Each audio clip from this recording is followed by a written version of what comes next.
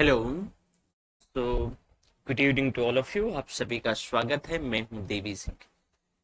तो आज से हम इकोनॉमी का क्लास है, जो जैसे कि मैंने इंट्रोडक्शन में बताया था, तो हम स्टार्ट कर लेते हैं। और दोस्तों, मैं यहाँ पर आपको ये बताने वाला हूँ कि ये क्लासेस करीब करीब आपका इसको कंप्लीट करने के लिए हमें यानी 100 घंटे से 120 घंटे के आसपास चाहिए होगा। तो इतना टाइम लगेगा, ठीक है। दूसरा महत्वपूर्ण इंफॉर्मेशन मैं आपको देने वाला हूं कि अगर आपको किसी भी प्रकार से कोई जानकारी चाहिए यूपीएससी से संबंधित या कोई और एग्जाम से संबंधित, तो आप मुझे 9555031427 इसमें कांटेक्ट कर सकते हो। ये मेरा नंबर है, ठीक है। इस पे आप व्हाट्सएप कर सकते हो। अभी हम जो है ये प्रोग्राम स्टार्ट कर रहे हैं। दरअसल हमारा जो चैनल है ना, सिलेक्शन अड्डा, यहाँ पर सभी एग्जाम को टारगेट किया जाएगा। जो अलग अलग फैकल्टी है, जैसे कि पूजा मैम है, ऋचा मैम है, या और फैकल्टी है, तो टारगेट करिए। इवन मैं भी आपको पढ़ाऊंगा। अभी हमारा ये बैच जो है प्रीलिम्स और मेंस पॉइंट ऑफ व्यू से, यानी यूपीएससी और यूपीपीएससी, साथ में आरओ। मैंने आपको बताया था कि भाई बीपीएससी एमपीपीएससी जो आपका स्टेट सिविल सर्विस का एग्जाम है, उसके लिए जो है पहले तो आपका देखो जीएस का सिलेबस लगभग लगभग क्या कि 90% से ज्यादा सेम है। जो 10% चीजें जो डिफर हैं, वो जो अलग हैं, वो स्टेट जो है रिलेटेड कंसर्न है, उनको हम अलग से आपको लेक्चर बनाएंगे। सबसे पहले हमारा जो आज जैसे हमें डिस्कस करना है, तो ये कि भाई इकोनॉमिक्स है क्या। तो इकोनॉमिक्स है क्या। ये जो इकोनॉमिक्स है ना बच्चा, ये एक शब्द ओइकोनोमिया से आया है। किससे? ओइकोनोमिया। ओइकोनोमिया। और ये जो ओइकोनोमिया है ना बेटा, ये ग्रीक शब्द है। क्या है? ये ग्रीक शब्द है। ओइकोनोमिया क्या है? एक ये ग्रीक शब्द है। ये ओइकोनोमिया जो है ना बच्चा, ये दो शब्दों से मिलकर बना है। एक है ओइकोज, ओइकोज, और दूसरा है आपका नोमोस। दूसरा नोमोस। ओइकोज और ओइकोज का मतलब होता है गृह, गृह अथवा परिवार, परिवार। और जो ये नोमोज है ना, इस नोमोज का मतलब होता है बच्चा यानी प्रबंधन। क्या? प्रबंधन या मैनेजमेंट। मैनेजमेंट। तो आप सिंपल से कह सकते हो कि जो इकोनॉमिक्स है, अगर आप इकोनॉमिक्स को समझना चाहें, तो यह गृह प्रबंधन की प्रक्रिया से संबंधित है। ये तो बहुत इसकी सिंपलेस्ट और साधारण परिभाषा हो गई। अगर एज अ विषय वस्तु हम देखें इकोनॉमिक्स की, अगर जो ये भाई एक बहुत बृहद विषय है, तो हम ये कह सकते हैं कि जो इकोनॉमिक्स है वो दरअसल वस्तु तथा चलो दूसरा पेज ले लेते हैं इसको सिंपल और साधारण परिभाषा में कि भाई इकोनॉमिक्स है क्या। इकोनॉमिक्स है क्या, तो आप कह सकते हो कि वस्तु तथा जो सेवाएं हैं, वस्तु तथा सेवाओं के, वस्तु तथा सेवाओं के यानी उत्पादन। कोई चीज का क्या करोगे? पहले उत्पादन, फिर वितरण, वितरण एवं उपभोग, फिर उपभोग करोगे। उपभोग का, उपभोग की प्रक्रिया का अध्ययन। उपभोग की क्या है भाई? प्रक्रिया का अध्ययन। प्रक्रिया का अध्ययन, अध्ययन क्या कहलाता है? इकोनॉमिक्स कहलाता है। इकोनॉमिक्स, इकोनॉमिक्स कहलाता है। अब यहां पर वस्तु तथा सेवाओं के यानी उत्पादन, वितरण और उपभोग की प्रक्रिया का अध्ययन क्या है? इकोनॉमिक्स है। आप ये कह सकते हो कि एक परिवार अपने सीमित संसाधनों का प्रयोग करते हुए अपने खर्चों को कैसे मैनेज करता है, इस प्रक्रिया का अध्ययन इकोनॉमिक्स है। अब देखो जो है इसको दो भागों में बांट सकते हैं, यानी जो आपका इकोनॉमिक्स है ना, इकोनॉमिक्स को बेटा दो भागों में बांट सकते हैं। कौन कौन सा? एक माइक्रो, माइक्रो इकोनॉमिक्स, और दूसरा बेटा मैक्रो। मैक्रो, माइक्रो मतलब व्यष्टि, माइक्रो मतलब बेटा क्या? व्यष्टि, और मैक्रो मतलब समष्टि। व्यष्टि अर्थशास्त्र, अर्थशास्त्र, और समष्टि अर्थशास्त्र। जरा समझने का प्रयास कीजिएगा, ये अगेन दोनों ग्रीक टर्म हैं, ये दोनों अगेन क्या है? ग्रीक टर्म है।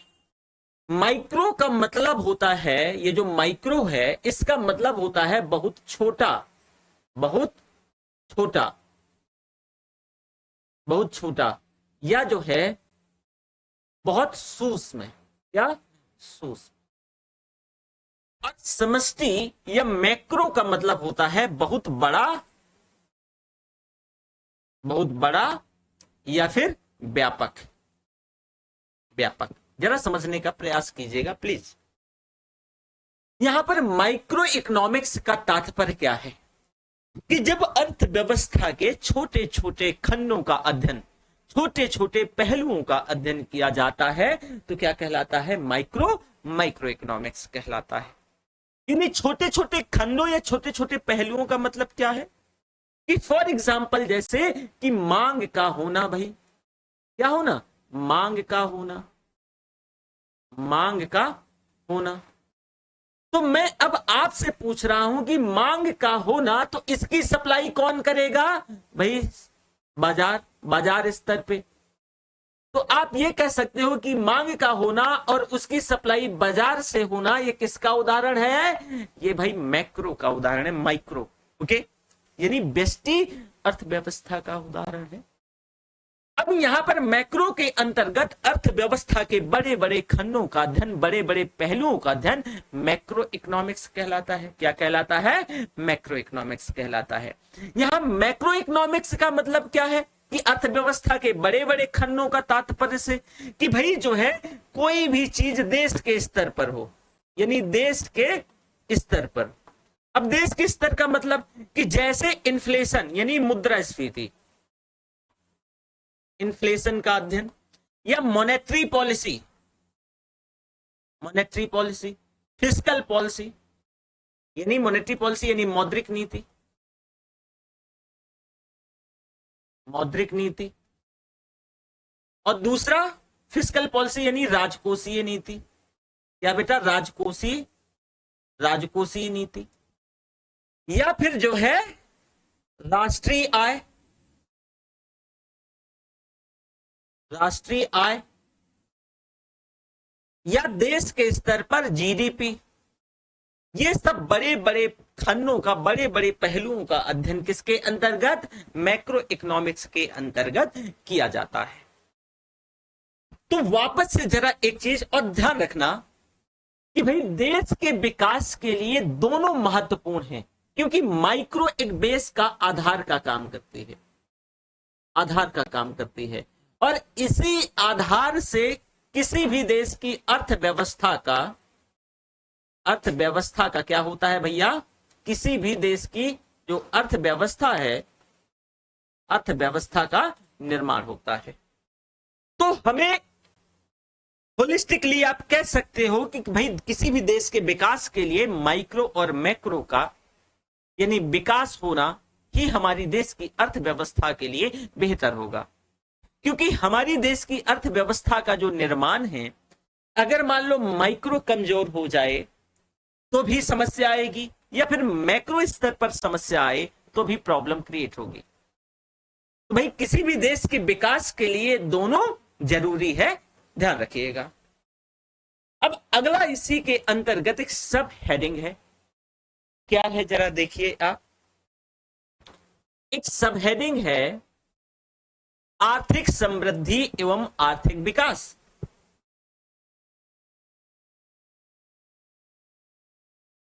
आर्थिक समृद्धि समृद्धि एवं आर्थिक विकास। क्या है? आर्थिक विकास। जरा यहां समझने का प्रयास कीजिएगा भाई, ये जो आर्थिक समृद्धि और आर्थिक विकास से मतलब, तो ये जो आर्थिक समृद्धि है ना, ये बेटा मात्रात्मक अवधारणा है। क्या है? मात्रात्मक अवधारणा है, अवधारणा है, यानी ये क्वांटिटेटिव कॉन्सेप्ट है। और जो आर्थिक विकास है ना, ये आपका गुणात्मक गुणात्मक अवधारणा है, अवधारणा है। गुणात्मक अवधारणा मतलब यह आपका क्वालिटेटिव कॉन्सेप्ट है। यहां आर्थिक मात्रात्मक अवधारणा का मतलब कि यहां इसका मतलब मात्रा से बढ़ना, मात्रा का बढ़ना, मात्रा का बढ़ना। मात्रा का बढ़ने का तात्पर्य क्या है? कि जीडीपी का बढ़ना। क्या है बेटा? जो जीडीपी का जो बढ़ना है, तो जीडीपी के बढ़ने से तात्पर्य यह है कि आर्थिक समृद्धि हो रही है। ये किसका उदाहरण है? आर्थिक समृद्धि का। अब इस जरा समझिएगा ध्यान से कि इस बढ़ी हुई जीडीपी का समाज के हरेक वर्ग पर, जो समाज का हरेक वर्ग है, समाज का हरेक व्यक्ति पर, समाज के हरेक व्यक्ति पर या उसके जीवन स्तर पर सुधार होना, व्यक्ति का, ठीक है, इसे इरेज कर लो थोड़ा सा, व्यक्ति का, है ना, समाज के प्रत्येक व्यक्ति का जीवन स्तर में सुधार होना, जीवन स्तर में सुधार होना, जीवन स्तर में क्या होना भाई? सुधार होना। तो जीवन स्तर में सुधार होना क्या कहलाएगा भाई? ये किसका उदाहरण है? आर्थिक विकास का। अब इसे जरा समझने का प्रयास कीजिएगा, थोड़ा ध्यान से समझिएगा। ये यहां से क्वेश्चन बनते हैं। मैंने आर्थिक समृद्धि यानी इकोनॉमिक ग्रोथ इंग्लिश को बोलते हैं, और इसमें इकोनॉमिक डेवलपमेंट लिख देता हूं क्योंकि इंग्लिश वाले भी बच्चे हैं ना। इकोनॉमिक ग्रोथ और ये आपका economic development, economic development, economic development. यहां पर इकोनॉमिक ग्रोथ से तात्पर्य क्या है भाई, और इकोनॉमिक डेवलपमेंट से मतलब क्या है? यहां पर जरा समझने का प्रयास कीजिएगा। मैंने कहा कि भाई मात्रा का बढ़ना ये आर्थिक समृद्धि का उदाहरण है। अगर मान लो कि आपकी, जैसे एक शानदार उदाहरण लेते हैं इसके लिए, कि भाई एक परिवार है। क्या है? एक परिवार है, एक परिवार है। अब एक परिवार में दो उदाहरण लेते हैं। केस नंबर 1, केस नंबर 1 कि कोई व्यक्ति राम है, इनकी जो इनकम है भाई 10,000 है। इनकी इनकम कितनी है? 10,000 है। जरा समझिएगा केस नंबर 1। अब जो है ये एक, दरअसल हम दो केस लेंगे कि एक अपने 10 लोगों के परिवार के साथ, 10 लोगों के परिवार के साथ रह रहे हैं और एक ही वॉशरूम यूज कर रहे हैं, एक ही वॉशरूम जो है यूज कर रहे हैं। इनके पास ना ही बेसिक हेल्थ है और ना ही बेसिक एजुकेशन। जरा समझने का प्रयास कीजिए। अब होता क्या है कि राम का प्रमोशन होकर के और इनकी सैलरी 1 लाख रुपए हो जाती है। कितनी? 1 लाख रुपए। और जब इनकी सैलरी 1 लाख हो जाती है तो राम की, जरा समझिएगा, केस नंबर 2, केस नंबर 2, अभी भी क्या है? इनकी सेम स्थिति है, इनने कोई परिवर्तन नहीं किया। तो अभी इनकी आर्थिक समृद्धि, भाई इकोनॉमिक ग्रोथ तो हुआ लेकिन आर्थिक विकास नहीं हुआ। इनके जो है लिविंग स्टैंडर्ड में कोई किसी भी प्रकार का जो है विकास नहीं हुआ, या किसी भी प्रकार का उसके स्तर में सुधार नहीं हुआ। तो यहां पर आप कह सकते हो कि आर्थिक समृद्धि तो हुई पर आर्थिक विकास नहीं हुआ, यानी मात्रा तो बढ़ी, आपकी इनकम तो बढ़ी, लेकिन दरअसल जो है आर्थिक विकास नहीं हो पाया। अब मान लो केस नंबर 3 ले लो, उदाहरण इसी वजह से देता हूं। केस नंबर 3 कि भाई इनका इनकम भाई ठीक है 1 लाख रुपया हो गया है, लेकिन ये क्या कर रहे हैं कि इनने अपना इनका जो लिविंग स्टैंडर्ड है, जो जीवन स्तर है, जीवन स्तर में सुधार हो गया है कि अभी इनका जो है घर है वो क्या हो गया है, बेहतर हो गया है। इन्हें वॉशरूम जो है, कई वॉशरूम, जैसे कि एक परिवार एक वॉशरूम को 4 ही लोग यूज कर रहे हैं तो इन्होंने 2-3 वॉशरूम बनवा लिया है। या फिर आप कह सकते हो कि जो है ये पोषण युक्त जो है भोजन ले रहे हैं, और हेल्थ और एजुकेशन से संबंधित जो है वो भी मतलब जो सर्विसेज हैं वो भी इन्होंने बेहतर कर ली है। तो आप कह सकते हो कि आर्थिक विकास है। अब मैं एक कॉन्सेप्ट बताने वाला हूं, जरा समझने का प्रयास कीजिएगा। आर्थिक समृद्धि, मात्रा का बढ़ना, यह मात्रात्मक कॉन्सेप्ट है। किसी भी देश के लिए आर्थिक विकास के लिए आर्थिक समृद्धि का होना बहुत जरूरी है, आर्थिक समृद्धि का होना अनिवार्य है। लेकिन आर्थिक समृद्धि से जरूरी नहीं है कि विकास हो ही जाएगा, मतलब आर्थिक समृद्धि अनिवार्य तो है पर पर्याप्त नहीं है कि भाई आर्थिक समृद्धि हो जाए तो आर्थिक विकास हो ही जाएगा। तो ये जरा समझा आपने कि भाई अगर मान लो आर्थिक समृद्धि का मतलब डायरेक्टली ग्रोथ से है और यहां पर इनकम के ग्रोथ से है, क्योंकि ये मात्रात्मक कॉन्सेप्ट है ना, मात्रा का बढ़ना, तो यानी आर्थिक समृद्धि। अब अगर उस बढ़ी हुई मात्रा का समाज के प्रत्येक व्यक्ति पर जो है, मान लो कि जैसे संपत्ति बढ़ी, एसेट्स बढ़ी, तो उसका डिस्ट्रीब्यूशन हो और उसके चलते समाज के हर एक व्यक्ति का जीवन स्तर में सुधार आ जाए, तो कहा जाएगा कि उसका आर्थिक विकास हो गया। तो मैं ये मान के चलता हूं कि ये कॉन्सेप्ट जो है आर्थिक समृद्धि और आर्थिक विकास का क्या है, आप जान गए, समझ गए। आगे चलो, यहां पर हमें जो है समावेशी विकास और सतत विकास को समझने का प्रयास कीजिए कि भाई समावेशी विकास क्या है और सतत विकास क्या है।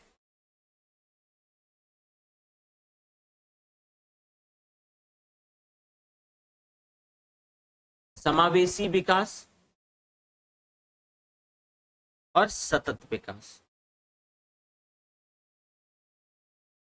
सतत सतत विकास, जरा समझने का प्रयास कीजिए। यहां पर समावेशी विकास से तो सबसे पहले इन दोनों से पहले हमें विकास को ही समझना पड़ेगा कि विकास क्या है। विकास विकास दरअसल राजनेताओं के पेट से पैदा होने वाला इलेक्शन के दौरान एक शब्द है, यही है ना विकास? नहीं, ये विकास नहीं। तो विकास है क्या? विकास दरअसल परिवर्तन का एक प्रारूप है, परिवर्तन का एक क्या है, प्रारूप है, प्रारूप है, परिवर्तन का एक प्रारूप है।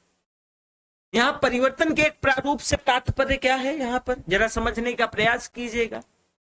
जरा मैं यहां समझाता हूं। परिवर्तन का ये प्रारूप है और यह हमेशा सकारात्मक दिशा में, सकारात्मक दिशा में कार्य करता है, सकारात्मक जो है दिशा में कार्य करता है।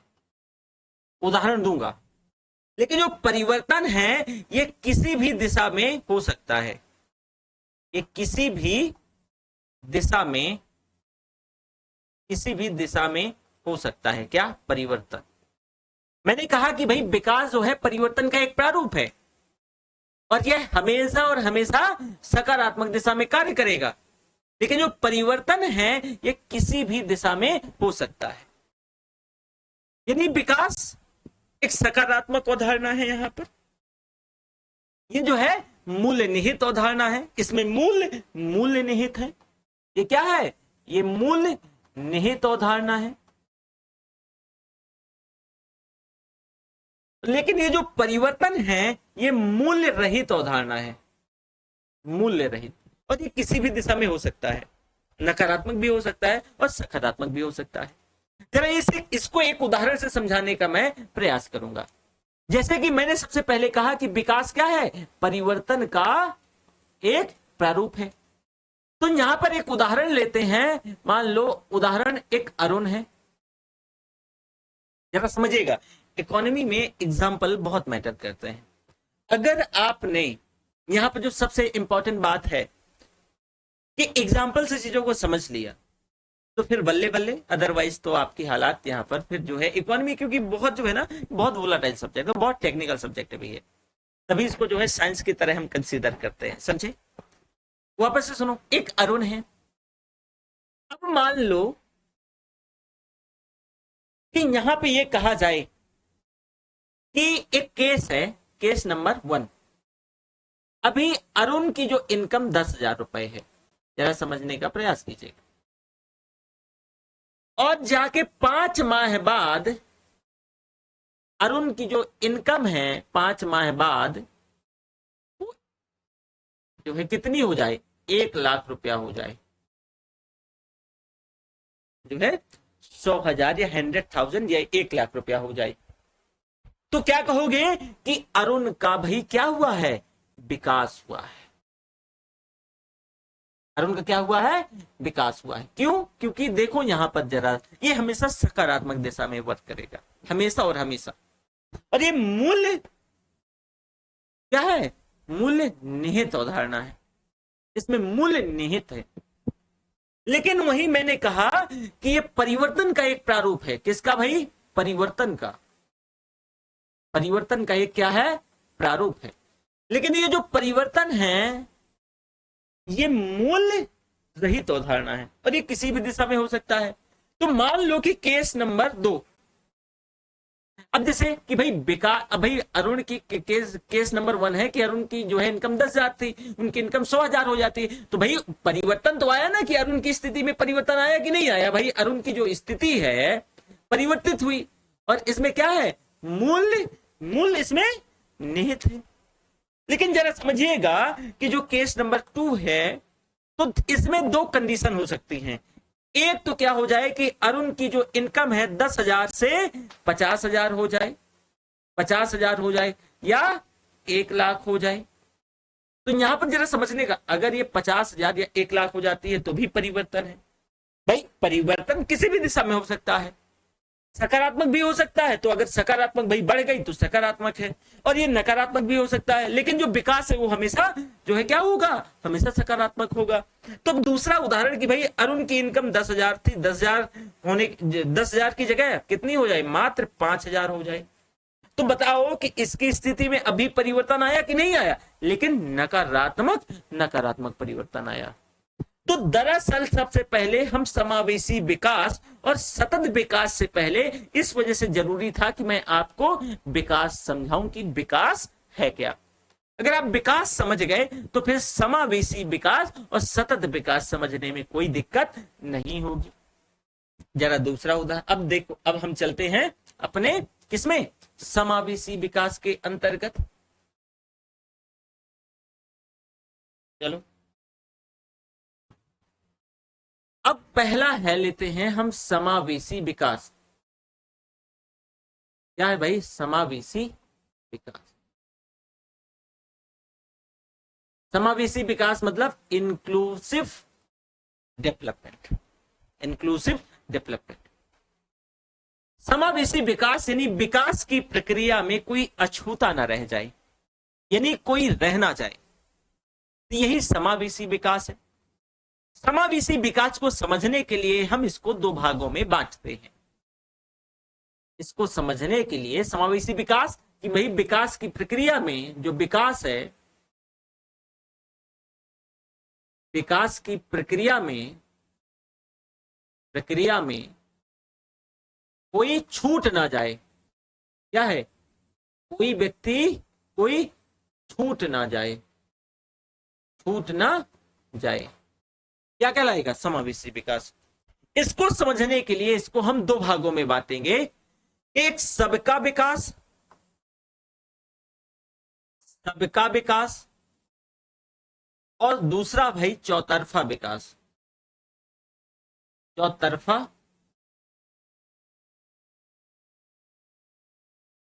चौतरफा विकास।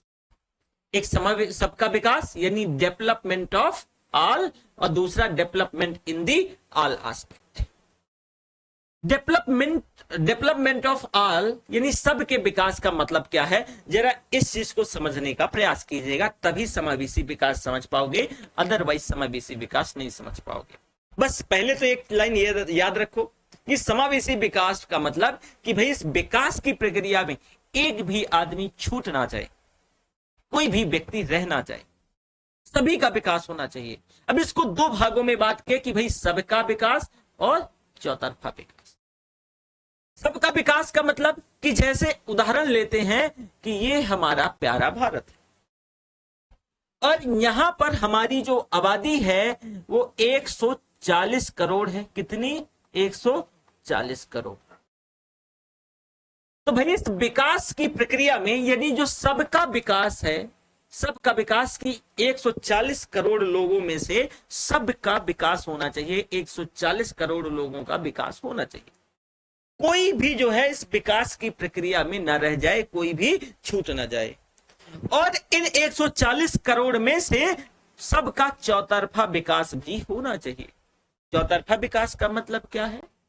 चौतरफा विकास का तात्पर्य बेटा यहां पर जो है कि एक व्यक्ति का राजनैतिक विकास भी हो, जैसे ऐसे देखो क्या हो भाई, राजनैतिक विकास भी हो। अभी बताऊंगा कि राजनैतिक विकास का मतलब क्या है। एक व्यक्ति का क्या हो? राजनैतिक विकास भी हो। दूसरा कि उस व्यक्ति का भाई जो है आर्थिक विकास भी हो, आर्थिक विकास भी हो, और उस व्यक्ति का सामाजिक विकास भी हो, सामाजिक सामाजिक विकास। जरा समझने का प्रयास कीजिएगा। राजनैतिक विकास भी हो और आपका आर्थिक विकास भी हो और सामाजिक विकास भी। जरा समझने का प्रयास। ये चौतरफा विकास का मतलब, वापस से सुनो, समावेशी विकास यानी विकास की प्रक्रिया में कोई भी व्यक्ति छूट ना जाए, कोई भी व्यक्ति अछूता ना रह जाए। तो यदि ये जो है development of all and development in the all aspect, तो भाई देश में आपके 140 करोड़ लोग हैं, इन 140 करोड़ में से सभी का विकास हो, और इन सभी में से सबका क्या हो भाई? चौतरफा। जरा पेन दूसरा लेते हैं कि यहां पर चौतरफा विकास भी क्या होना चाहिए? सभी का चौतरफा विकास भी होना चाहिए। क्या होना चाहिए? सभी का चौतरफा विकास, कि भाई राजनीतिक विकास हो, आर्थिक विकास हो और सामाजिक विकास हो। ये जो कॉन्सेप्ट है ये अंत्योदय की अवधारणा पर, अंत्योदय, अंत्योदय यानी अंत से उदय, ये अंत्योदय की अवधारणा पर क्या है? उससे संबंधित है। और ये अंत्योदय से सर्वोदय की ओर, कि भाई देश में सबसे जो जो है दबा कुचला व्यक्ति है उसका विकास हो, उसका उत्थान हो, ये उससे संबंधित है। जरा समझिएगा कि यहां पर जैसे बात कही गई है आर्थिक विकास की, यहां पर आर्थिक विकास का मतलब क्या है? आर्थिक विकास का मतलब कि भाई कोई व्यक्ति गरीब ना हो, यानी आर्थिक विकास से तात्पर्य गरीबी उन्मूलन से है कि समाज में एक भी व्यक्ति गरीब नहीं होना चाहिए, मतलब आर्थिक विकास सुनिश्चित हुआ। दूसरा कि भाई सामाजिक विकास, यानी किसी भी व्यक्ति के साथ सामाजिक आधार पर कोई भेदभाव ना हो, जो कोई व्यक्ति है उसके साथ किसी भी व्यक्ति के साथ कोई सामाजिक आधार पर किसी भी प्रकार का क्या है बेटा? भेदभाव नहीं होना चाहिए। राजनीतिक विकास, कि भाई राजनीतिक भागीदारी में सभी को क्या होना चाहिए? सभी को बराबर की भागीदारी होनी चाहिए। जैसे ऐसे समझो, आपने कई बार सुना होगा जैसे कि हमारे यहां भाई अडल्ट फ्रेंचाइजी, यहां राजनीतिक भागीदारी का मतलब कि भाई आपके भी वोट का जो है मूल्य उतना है जितना कि अंबानी के वोट का है। तो अगर बुधई के वोट के मूल्य के बराबर अंबानी के वोट का है, और अगर यहां पर सभी के लिए जो एलिजिबिलिटी क्राइटेरिया है चुनाव लड़ने का या उसमें जो है पार्टिसिपेट करने का इक्वल है, तो ये कह सकते हो कि भाई ये राजनीतिक विकास है। समझे? तो समावेशी विकास को समझने के लिए जरा आपको ये कॉन्सेप्ट समझना पड़ेगा। अब थोड़ा सा सतत विकास समझ लो कि सतत विकास क्या है। समावेशी विकास तो आप इंक्लूसिव डेवलपमेंट समझ गए। सतत विकास,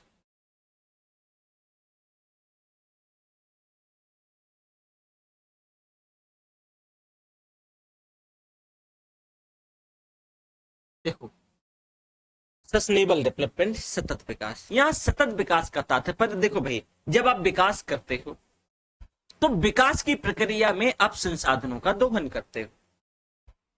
अब जब आप संसाधनों का दोहन करते हो, आवाज चेक कर लें, जब आप संसाधनों का दोहन करते हो ना बेटा, तो होता क्या है कि उस दौरान जैसे आप विकास कर रहे हो, तो जब संसाधनों का दोहन करते हो तो हो सकता है कि कुछ संसाधन ऐसे हों कि जो नॉन रिन्यूएबल हो, तो आपकी अगली जनरेशन के लिए ना बचे।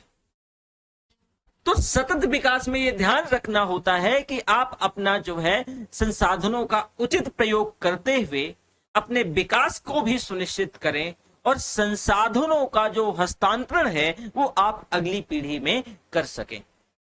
तो सतत विकास का तात्पर्य यहां से जो संसाधनों के उचित प्रयोग से है कि आप उसका उचित प्रयोग करते हुए अपनी जो है प्रेजेंट की जनसंख्या को जो है विकसित करो और साथ में जो संसाधन है वो अपनी अगली पीढ़ी को जो है ट्रांसफर करो या उनके लिए बचा के रखो। आप ऐसे कह सकते हो कि भाई जो हमारे पास संसाधन उपलब्ध हैं वो दरअसल हमें अपने बुजुर्गों के द्वारा वो ऋण के तौर पे मिले हैं, जो कि हमें उन संसाधनों को अगली पीढ़ी को चुकाना है, अगली पीढ़ी को क्या करना है, ट्रांसफर करना है, हस्तांतरित करना है। तो इसमें हमने ये पढ़ा। अब देखो यहां पर मैं आपको जो कुछ इंपॉर्टेंट बात बताने वाला हूं जो जरूरी है कि कुछ जो है पीडीएफ देख लेते हैं। मैं आपको यहां पर कुछ दिखाता हूं, आपको ये नोट्स मिल जाएगा दरअसल।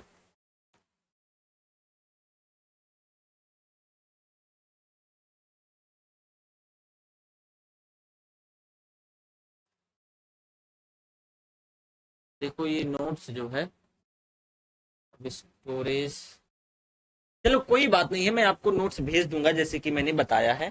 तो ये जो आपका जो टॉपिक है भाई ये क्या होता है, ये कंप्लीट होता है, प्रॉपर नोट्स मिल जाएगा। मैंने आपको ये बताया था कि ये, और आपको ज्यादा से ज्यादा लोगों को शेयर करना है ये चैनल। जैसे जैसे हम चैप्टर कंप्लीट करेंगे तो पूरा घटना चक्र और जो पीवाईक्यू है कंप्लीट पीवाईक्यू करेंगे। जितने भी क्वेश्चन चाहे आप वनडे एग्जाम से लेकर के कितने भी जो है ऊपर लेवल तक, यानी जो है यूपीएससी से लेकर के वनडे तक और वनडे से यूपीएससी तक जो है हम आपके साथ ये क्या करेंगे, डिस्कस करेंगे। तो मैं ये मान के चलता हूं कि यहां तक किसी प्रकार का कोई डाउट नहीं है। अगर कोई डाउट होता है तो इस नंबर पे, ये मेरा कॉलिंग नंबर भी है और व्हाट्सएप नंबर भी है, आप इसमें कॉल कर सकते हैं। ठीक है, तो थैंक यू, बाय बाय।